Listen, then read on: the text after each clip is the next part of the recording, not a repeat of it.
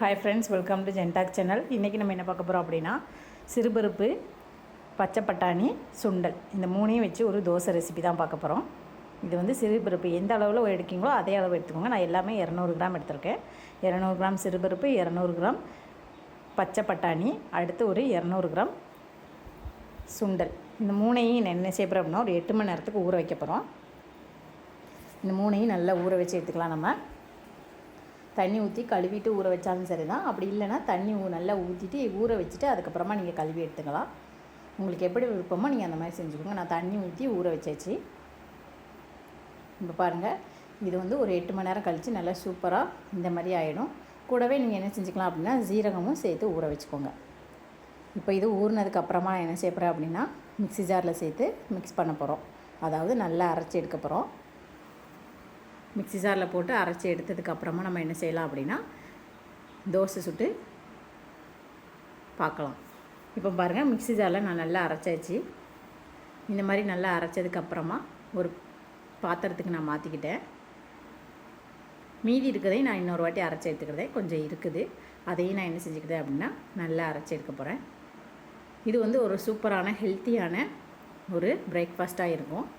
இந்த தோசை வந்து ரொம்ப ஹெல்த்தி.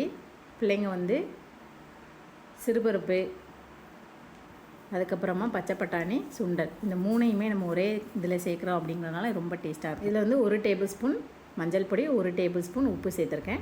அப்புறமா காயப்பொடி, நம்ம வந்து பாசிப்பருப்பும் சுண்டலும் சேர்த்துருக்கிறதுனால காயப்பொடி கொஞ்சம் அதிகமாக சேர்க்கணும். காயப்பொடி சேர்த்த பிறகு நான் என்ன சேர்ப்பேன் அப்படின்னா, தோசை மாவு கூட மிக்ஸ் பண்ண போகிறேன். அப்படி உங்களுக்கு தோசை மாவு இல்லை அப்படின்னா, நீங்கள் இது ஊற வைக்கப்போ கொஞ்சம் 1 டம்ளர் அரிசி, 1 டம்ளருக்கு 1/2 டம்ளர் உளுந்து சேர்த்துக்கோங்க. இதெல்லாம் சேர்த்துட்டு நம்ம வந்து அரைச்சி எடுத்துடணும். நான் வந்து தோசை மாவு இருக்குது அப்படிங்கிறதுனால இந்த மாதிரி ட்ரை பண்ணி. இப்போ உங்களுக்கு கொஞ்சம் தான் தோசை மாவு இருக்குது, ரொம்ப அதிகமாக இல்லைன்னா நீங்கள் இந்த மாதிரி பருப்பு எல்லாமே ஊற வச்சு அரைச்சி இந்த மாதிரி தோசை ரெடி பண்ணிக்கலாம். தோசை மாவு சுத்தமாகவே இல்லை அப்படின்னு நினச்சிங்கன்னா, நம்ம 3 டம்ளர் வந்து சேர்த்துருக்கோம். அதாவது பச்சை பட்டாணி, சுண்டல், பாசிப்பயிறு, சிறுபருப்பு இந்த 3 சேர்த்துருக்கோம். அப்படிங்கிறதுனால 3 + 1 உலக்கு வந்து அரிசி, 4க்கு 1ங்கிற அளவில் நீங்கள் உளுந்து சேர்த்துக்கலாம். இப்போ இது எல்லாத்தையுமே நல்லா மிக்ஸ் பண்ணியாச்சு. பாருங்கள், இந்த அளவு கன்சிஸ்டன்சி வர அளவுக்கு நல்லா மிக்ஸ் பண்ணிக்கோங்க. இதுக்கப்புறமா என்ன செய்ய போகிறேன் அப்படின்னா, பேனில் வந்து தாளித்து எடுக்க போகிறேன். அதுக்கு நான் என்னெல்லாம் எடுத்துருக்கேன் அப்படின்னா, வெங்காயம், மிளகாய், பூண்டு, ஒரு பூண்டு குட்டியாக கட் பண்ணியிருக்கேன், வெங்காயம், அதுக்கப்புறமா இந்த பச்சை மிளகாய், இது எல்லாத்தையுமே நல்லா வதக்கிக்கோங்க. பெரிய வெங்காயத்தை விட சின்ன வெங்காயம் சேர்த்தோம் அப்படின்னா அது நமக்கு ஹெல்த்தியாகவும் இருக்கும். கொஞ்சம் உடம்புக்கு ஹீட்டை குறைக்கிறதுக்கு இந்த வெங்காயம் எல்லாமே யூஸ் ஆகும். அதனால் நான் என்ன செஞ்சிட்டேன் அப்படின்னா, இந்த வாட்டி வெங்காயத்தை எல்லாத்தையுமே இந்த மாதிரி வதக்கி சேர்க்க போகிறேன். அப்படி இல்லைன்னா நீங்கள் வெங்காயத்தை அரைச்சினாலும் அந்த பேஸ்ட்டு கூட சேர்த்துக்கலாம். இப்போ வெங்காயம் எல்லாம் நல்லா வேக ஆரம்பிச்சிச்சு. வெங்காயம் வதங்கினதுக்கப்புறமா நம்ம இதை வந்து அந்த பேட்டர் கூட சேர்த்துக்கலாம்.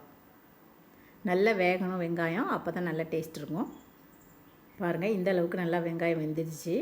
இப்போ இதை என்ன செய்யப்படுறேன் அப்படின்னா, நம்ம ரெடி பண்ணி வச்சுருக்கிற பேட்டர் கூட, அதாவது அந்த ஹெல்த்தியான ப்ரோட்டீன் ரிச் தோசை மாவு கூட நான் என்ன செய்யப்படுறேன் அப்படின்னா சேர்த்துட்டேன். இப்போ இதை நல்லா மிக்ஸ் பண்ணிக்கோங்க. நம்ம மஞ்சள் பொடி, உப்பு, காயப்பொடி சேர்த்துருக்கோம். வத்தல் பொடி நான் சேர்க்கலை. உங்களுக்கு விருப்பம்னா நீங்கள் சேர்த்துக்கலாம். உங்களுக்கு காரமாக வேணும் தோசை அப்படின்னு நினச்சிங்கன்னா நீங்கள் என்ன செஞ்சுக்கலாம் அப்படின்னா, காரத்துக்கு வத்தல் பொடி சேர்த்துக்கலாம். நான் மிளகாய் மட்டும்தான் சேர்த்துருக்கேன்.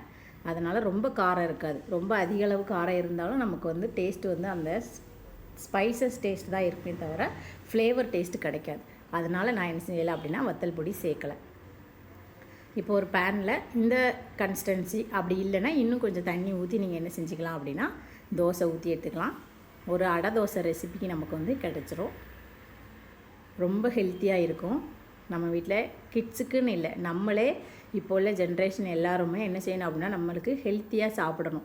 வெறும் தோசை மாவு அந்த மாதிரி மட்டும் ட்ரை பண்ணாமல், இந்த மாதிரி டெய்லி ஒரு பிரேக்ஃபாஸ்ட்டு ஹெல்த்தியாக நீங்கள் சாப்பிட்டீங்க அப்படின்னா, இனிமேல் வர்றக்கூடிய காலத்தில் இருக்கக்கூடிய நோய்கள்லாம் நமக்கு வராமல் இருக்கிறதுக்கு ஒரு வாய்ப்பாக இருக்கும். நம்ம ஜென்ரேஷனுக்கு அடுத்த ஜென்ரேஷனும் நல்ல ஹெல்த்தியாக இருக்கிறதுக்கு இது ஒரு நல்ல வாய்ப்பாக இருக்கும். அதனால் இந்த மாதிரி நம்ம என்ன செஞ்சுக்கலாம் அப்படின்னா, நம்மளோட லைஃப் ஸ்டைலை, ஃபுட் ஹேபிட்டையும் சேஞ்ச் பண்ணிக்கணும். அதுக்காக நம்ம வந்து இந்த மாதிரி ஒரு டிஃப்ரெண்ட்டான ரெசிபி ட்ரை பண்ணிக்கலாம். பாருங்கள், இப்போ ஒரு சூப்பரான அடை தோசை கன்சிஸ்டன்சிக்கு வந்துடுச்சு. தோசையும் சூப்பராக வந்துட்டு இந்த மாவு வந்து நம்ம ஊற வைக்கணும்னு அவசியம் இல்லை. சப்போஸ் நீங்கள் வந்து அரிசி உளுந்து எல்லாம் சேர்த்து அரைச்ச மாவாக இருந்துச்சுன்னா கண்டிப்பாக ஒரு 4லேருந்து 5 மணி நேரம் ஊற வைக்கணும். இது வந்து நம்ம டைரெக்டாகவே தோசை மாவு சேர்த்துட்டோம் அப்படிங்கிறதுனால நான் ஊற வைக்கலை. டைரெக்டாகவே இன்ஸ்டன்ட் தோசை ரெடி பண்ணிட்டேன். இதுக்கு தேங்காய் சட்னி இல்லை, உங்களுக்கு விருப்பமான சட்னி எதுனாலும் நீங்கள் ஆட் பண்ணிக்கலாம். இந்த வீடியோ பிடிச்சிருந்தா லைக் பண்ணுங்கள், ஷேர் பண்ணுங்கள், மறக்காமல் சப்ஸ்கிரைப் பண்ணுங்கள். Thanks for watching.